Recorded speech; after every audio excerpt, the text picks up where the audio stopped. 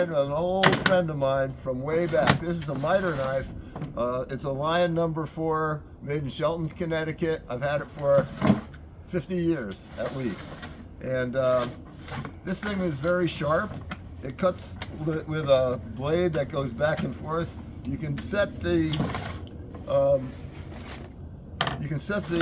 angle by just loosening this up, pushing a little button. Goes that way for a right angle, or this way for a 45, or whatever angle you want. If you set it in the middle, you can just lock it down like that.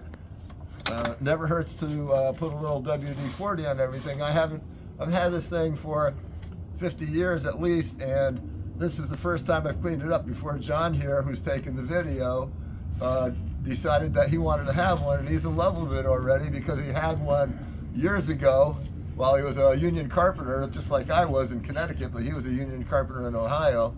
And he wanted one of these because this is what this thing will do. This will cut, well, right now we have an angle like that and that, but I'm gonna reverse it now and put it in this way and start cutting. So you can see that you have to keep your fingers out of the way and watch what you're doing. Don't watch the camera all the time, or your buddies. So you go like that, you take a few shavings off of it.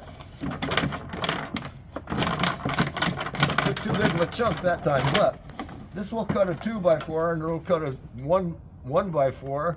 It'll cut a little doll like that, or a big old molding like this, and put a nice angle on it.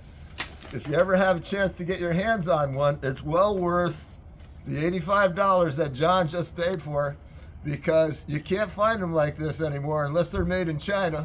And you know what happens when you get shit from China? It's just Chinese junk, like a boat, but not as good. This is the real deal. This is steel, and I hope that John has a great time with it and keeps all of his fingers, because you can't pick this thing up carelessly.